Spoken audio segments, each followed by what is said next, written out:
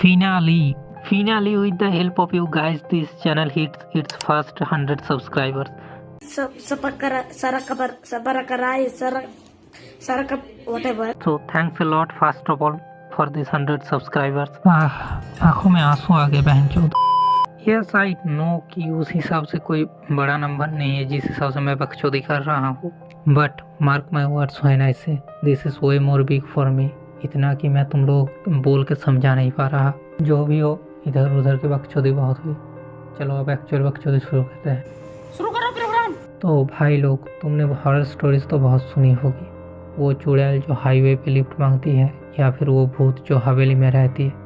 पर trust me, मैं जो स्टोरी आज तुम लोगों को सुनाने वाला हूँ ये शायद ही तुमने कभी सुनी होगी। ये स्टोरी सुनने के बाद तुम अपने कान में ईयरबड्स डालने से पहले भी 100 बार सोचोगे। ये कहानी है बंटी की, एक ऐसा चूतिया जिसे ज़िंदगी में सब कुछ शॉर्टकट में चाहिए था। एंड नहीं, this is not that life boy साबुन वाला बंटी, क्योंकि यह है चूतिया बंटी जो है शॉर्टकट का शौकीन। पर फिर जो शॉर्टकट उसने मारा, उसने बंटी को ही शॉर्टकट कर दिया। तुम समझे मैंने क्या कहा? तुम समझे? तू समझा? हाँ। नहीं, तू समझा नहीं। सो ग्रैब सम पॉपकॉर्न। रुको, पॉपकॉर्न मत लाना, स्टोरी सुनते हुए तुम उल्टी भी आ सकती है। Basically Bunty was a West Delhi type boy जिसके दिल में एम्बिशन तो है राजा बनने जैसी, पर उसकी हरकतें है बिल्कुल किसी बकरी चोद जैसी। अब इस भड़वे ने अपनी अच्छी खासी जॉब छोड़ दी क्योंकि इस चूतिया को लगता है कि 9 to 5 जॉब करने वाले बेसिकली दल्ले होते हैं, वो बस लोगों की गुलामी करते हैं, जो कि मुझे भी लगता था, पर बस कॉलेज में आने तक। फिर ये भाई साहब बन गए फुल टाइम ट्रेडर, और रिजल्ट अपने बाप के पेंशन का लगभग आधा पैसा डुबा दिया ट्रेडिंग में बिना किसी नॉलेज के। फिर क्या, जब भाई साहब का बैंक बैलेंस धीरे धीरे नेगेटिव में जाने लगा और उधार वाले घर के बाहर आके नारे लगाने लगे, उधार वापस कर भड़वे, भाई साहब डूबने लगे डिप्रेशन में। And this is the key moment when he was got by superstitions. एक तो साले मेरे ये पड़ोस वाले साले पूरा दिन बेवजह का गाना चलाते रहते हैं। किसी दिन इनके घर के सामने ना उड़ता पाकिस्तानी छोड़ दूंगा। अब अपने इन तन्हा रातों में बंटी को पता चलता है एक तांत्रिक के बारे में, बाबा भड़वा खोर, भस्म खोर। अब बंटी इधर उधर से जुगाड़ लगा के पहुंचता है बाबा के पास। इससे अच्छा तो बहनचोद कोई और नौकरी ढूंढने में इतनी मेहनत कर लेता। जो भी हो, ये बहन का लौड़ा पहुंचा बाबा की गुफा में। भोसड़ी वालों, जिस गुफा में बाबा रहता था उस गुफा में, नॉट इन बाबास गुफा, जो एक्चुअल में एक डेंस फॉरेस्ट में थी। और वहाँ की स्मेल, भाई इमेजिन करो, एक सॉक्स का ढेर लगा हुआ है जो पिछले 6-7 महीने से धुला ना हो, उसमें से जो बदबू आएगी ना, सेम टू सेम स्मेल थी उस जगह की। फिर भी ये बहन का लौड़ा चला गया वहाँ पे। तो बंटी वहाँ पहुँचा और उसने बाबा को बोला कि बाबा बहुत सारे पैसे चाहिए, जल्दी से जल्दी, बहुत सारे पैसे, कोई उपाय बता दो। तो बाबा ने बोला गांड देना पड़ेगा, हर घंटे का 1000। बाबा भोसड़ा खोर, जो कि एक पुराना बनियान पहने हुए थे और चिल्लम फूंक रहे थे, धीरे धीरे अपनी लाल आंखें खोली और बंटी की तरफ देखने लगे। पैसे चाहिए तुझे? बहुत सारे पैसे? तो इतना पूछने के बाद उस बाबा भोसड़लाल ने एक वियर्ड सी स्माइल दी, जिसमें उसके पान से रंगे लाल दांत साफ साफ दिखाई पड़ रहे थे, पर काफ़ी ज़्यादा क्रीपी स्माइल थी। फिर बाबा बोला कि अगर तुझे अपनी सारी परेशानियों को एक साथ दूर करना है, तब तो सिर्फ एक ही सिद्धि तेरे काम आ सकती है। सिर्फ एक ही तपस्या है जो तेरे सारे दुख दूर कर सकती है, कर्ण पिशाचनी साधना। बाबा ने इतना बोला ही था कि इतने में ही भोसड़ पप्पू बंटी बोल पड़ा, कर्ण पिशाचनी को तो लोग संभोग करने के लिए बुलाते हैं, और आप कह रहे हैं कि कर्ण पिशाचनी मेरे सारे दुख दूर कर देगी? गधे की गांड, बाबा चिल्लाते हुए बोला। कर्ण पिशाचनी कोई संभोग यंत्र नहीं, एक शक्ति है, एक ऐसी शक्ति जिसके अंदर शक्ति है सभी मनोकामनाओं को पूरी करने की। इसीलिए अपना गटर जैसा मुंह सोच समझ के खोला कर। फिर बाबा ने बंटी को बोला, तुझे क्या लगता है कर्ण पिशाचनी साधना सीखना कोई बच्चों का खेल है? सालों महीने लग जाते हैं सीखने में। और तो और कर्ण पिशाचनी से कोई भी काम करवाने का एक शर्त है, जो शर्त अगर तू पूरा नहीं कर पाया तो उल्टा तेरी ही जान ले लेगी। तो बंटी चूतियों की तरह बोल पड़ा, आप बस मुझे सिखा दो, मैं महीने तो क्या पूरे साल भर भी सीखने के लिए तैयार हूँ, और कोई भी कीमत हो मैं पूरा कर दूंगा वो कीमत। एक बार आप बस मुझे सिखा दो। अबे चूतिए, तू पहले मेरी पूरी बात तो सुन। कर्ण पिशाचिनी जब भी आएगी वो तेरे कान में रहेगी, तेरे कान में ही वो तुझे पास्ट फ्यूचर के सारे राज बताएगी। पर remember, she is a very high maintenance baby. चूतिया बंटी बिंग चूतिया, उसने सोचा हाई मेंटेनेंस मतलब क्या, कितना ही हाई मेंटेनेंस होगी, ज़्यादा से ज़्यादा गुच्ची की बैग मांगेगी, आईफोन 16 मांग लेगी, आईफोन 17 मांग लेगी, चलो एक बार के लिए मेरी गांड मार लेगी। तो ये सब सोच के बंटी बाबा को कहता है, बाबा डील डन, मैं मेंटेन कर लूँगा, अब बस डील डन कर दो। अब यही थी चूतिया बंटी की सबसे बड़ी गलती कि उसने बिना सारे टर्म्स एंड कंडीशन सुने ही डील डन कर लिया। Now after practising for few months, finally वो मोमेंट आता है जब इतने दिनों तक गान खिसाने के बाद बंटी फाइनली परफॉर्म करता है the ritual of field to make the Karna Pishachini come. भोसड़ी वालों बुलाने के सेंस में काम बोला है, उस सेंस में नहीं जिसमें तुम सोच रहे हो ठरकियो। अब कर्ण पिशाचिनी सिद्धि का प्रोसेस इतना ज़्यादा फिल्दी और घिनौना होता है कि उसके बारे में सुन के ही आधे से ज़्यादा लोग उसी रास्ते भाग जाए। बट बंटी तो अपना है ही चूतिया, पैसों का लालच उसके दिमाग में ऐसे चढ़ा कि वो सब कुछ सुनने के बाद भी करने के लिए तैयार हो गया। अब बाबा ने बंटी को बोला कि अगले 21 दिन तक, साफ साफ सुन ले बहन के लोड़े, अगले 21 दिन तक तुझे ना तो नहाना है, इवन फेस वॉश तक नहीं करना, और खाना भी तुझे झूठा खाना खाना है जो मैं तुझे ला के दूंगा। ध्यान से सुन ले चूतिए, वरना कहीं ऐसा ना हो कि तेरे गलत रिचुअल के चक्कर में कर्ण पिशाच ने आके मेरी गांड मार ले। अब बंटी जो कि दिन में 10 बार अपना फेस वॉश करता था, इतना सब सुन के उसने एक बार पूछा, बाबा इतने दिनों तक नहाऊंगा नहीं तो हाइजीन का क्या होगा। तो इस बात पे बाबा ने बोला, हाइजीन गया गेंद माराने, तो बस वो कर जो मैं कह रहा हूँ, ज़्यादा तुझे अपना दिमाग चलाने की ज़रूरत नहीं है, समझा। अब जैसे तैसे अपनी गांड बचाने के लिए बंटी ने वो 21 दिन निकाले, सारे रिचुअल्स परफॉर्म किए। शहर से आया हुआ साफ सुथरा बंटी अब पूरी तरीके से चलता फिरता डस्टबिन बन चुका था। उसके बाल बिल्कुल चिपचिपे हो चुके थे और पूरे शरीर में नाली की बदबू आ रही थी। पर उसे इन सब चीज़ों का बड़ा अच्छा रिजल्ट मिलने वाला था, क्योंकि जैसे 21वें दिन की रात आई, बाबा ने उसके कान में एक मंत्र फूका और बाबा के ऐसा करने के बाद ही फौरन चारों तरफ सन्नाटा छा गया। बंटी कुछ देर रुका और उसने फिर धीरे धीरे बाबा से पूछा, बाबा कुछ हुआ नहीं आपके मंत्र से। पर थोड़ी ही देर में बंटी के कानों के अंदर से एक आवाज़ आने लगी, बाहर से नहीं, कानों के अंदर से। ऐसा लग रहा था जैसे कोई उसके दिमाग में बैठ गया और दिमाग से आवाज़ लगा रहा है। बंटी एकदम से उछल पड़ा और पूछने लगा, कौन है। तभी उसे उसके कानों के अंदर से ही जवाब आया, मैं कर्ण पिशाचिनी तुम्हारे सारे सवालों के जवाब देने आई। एक तो बहन जो मेरे ये नेबर्स झांट जैसे, चाहे दिन में रिकॉर्ड करूँ या रात में, इन्हें चैन नहीं है अपने गांड मस्ती से। किसी दिन इसके घर में साला बड़ा भारी भरकम गेंडा स्वामी गिरा दूंगा, पूरा का पूरा घर दब जाएगा उसके नीचे। इतना सुनते ही बंटी की तो फटके चार हो गई। But his greed was greater than his fear. उसने लालच में आके पूछा, तुम बस मुझे क्रिप्टो और स्टॉक मार्केट का अप डाउन बताते रहो, मुझे उससे ज़्यादा और कुछ नहीं चाहिए। कर्ण पिशाचिनी ने गीली ठंडी सांस छोड़ी, जो किसी भी मर्द को चार्ज अप करने के लिए काफ़ी थी, और बंटी को कर्ण पिशाचिनी ने उसके कान में ही उसका जवाब दिया। जो सुनते ही अगले दिन बंटी छुपते छुपाते अपने घर पहुंचा और उसने बिल्कुल वही स्टॉक पुट किया जो कर्ण पिशाचिनी ने उसे पुट करने के लिए कहा था, जिसके चलते उसे काफ़ी ज़्यादा प्रॉफिट हुआ और उसने फाइनली अपने सारे कर्ज भी पूरे कर दिए।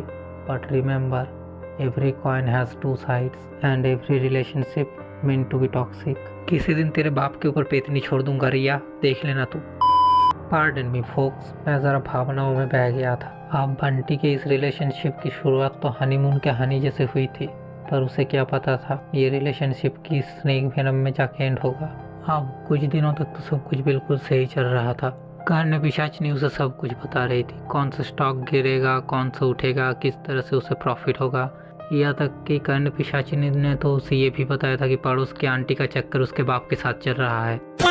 पर लगता है किस्मत को बंटी की ये हैप्पीनेस ज़्यादा पसंद नहीं आई, इसीलिए उसने बंटी को बिना बताए इतना लंबा बाम्बू उसके पीछे गाड़ दिया कि बंटी के वो पीछे से घुसा और मुंह से एकदम निकल गया।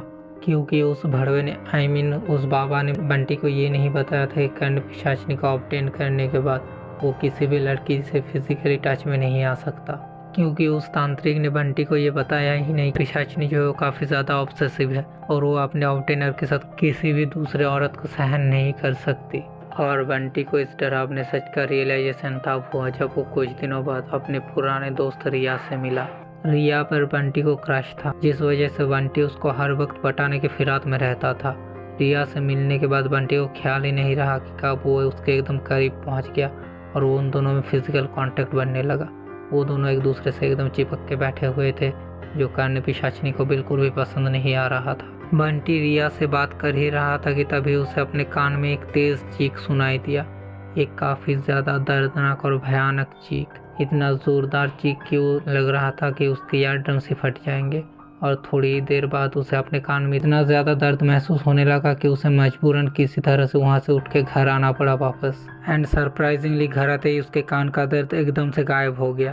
तभी बंटी को समझ में आया कि ये सब उसके कान में रह रही कर्ण पिशाचिनी का किया धरा है, क्योंकि वो रिया के काफ़ी करीब हो गया था। क्योंकि कर्ण पिशाचिनी हंसते हुए उसे बोलने लगा कि अगली बार अगर तू मेरे रहते किसी और लड़की के इतने करीब गई तो तेरे ईयर ड्रम्स फोड़ के तेरे दिमाग का सूप बना के पी जाऊंगी। बट बंटी की जिंदगी का असली हॉरर तो अभी बस शुरू ही हुआ था। एक रात बंटी बहुत ज़्यादा डिप्रेस्ड था। वो बिस्तर पे लेटा हुआ था, जो अपने दिमाग से ना तो रिया को निकाल पा रहा था और ना ही चाह के भी उससे बात कर पा रहा था।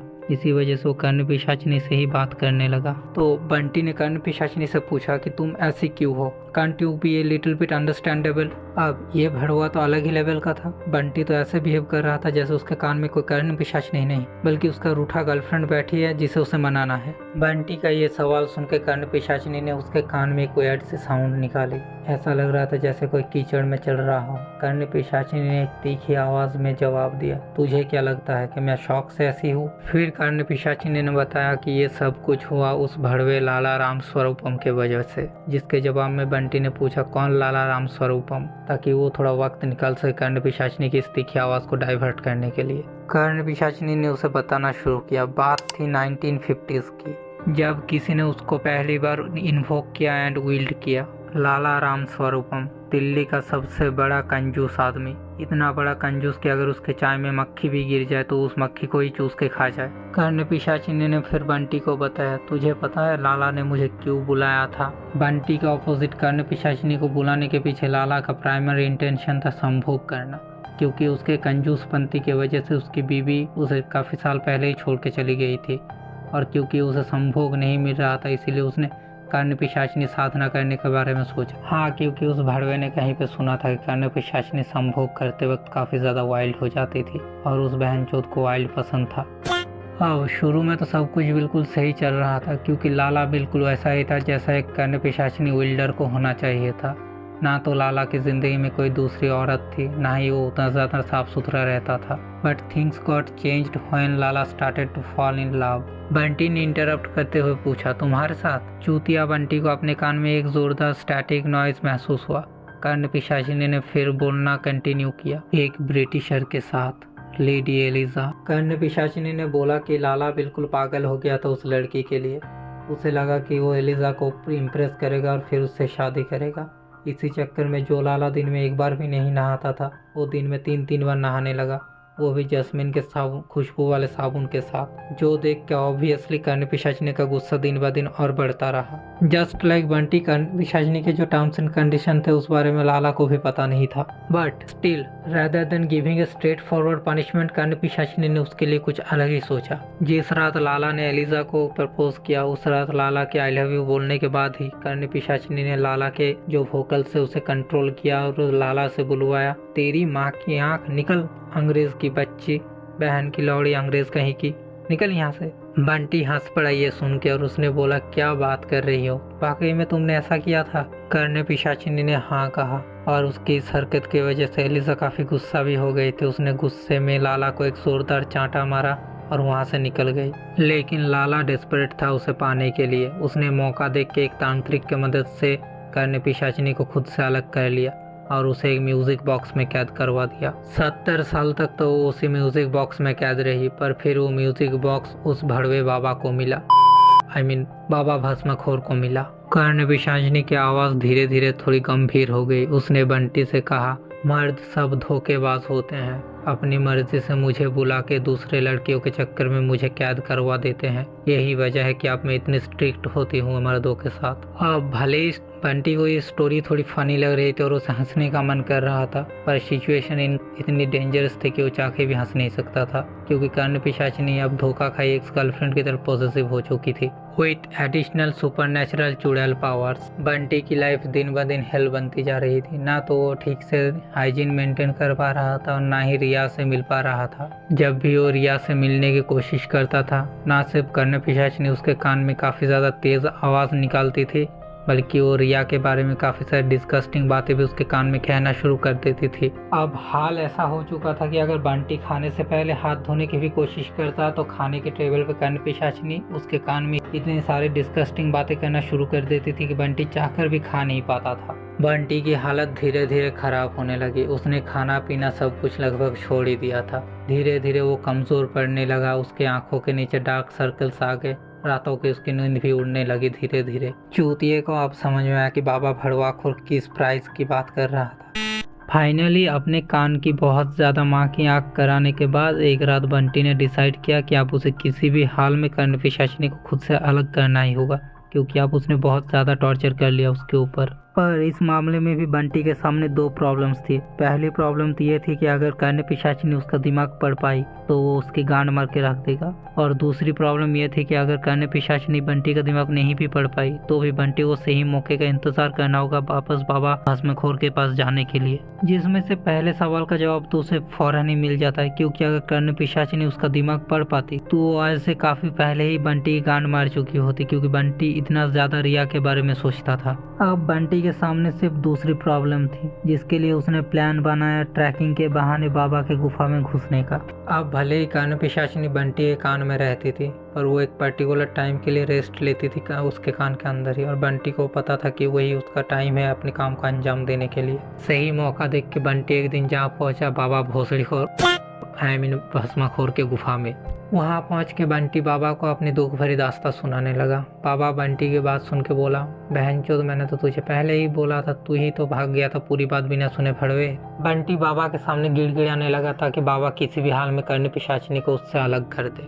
बट बाबा ने जो बंटी को बताया वो सुन के बंटी के गांड का गाजियाबाद हो गया।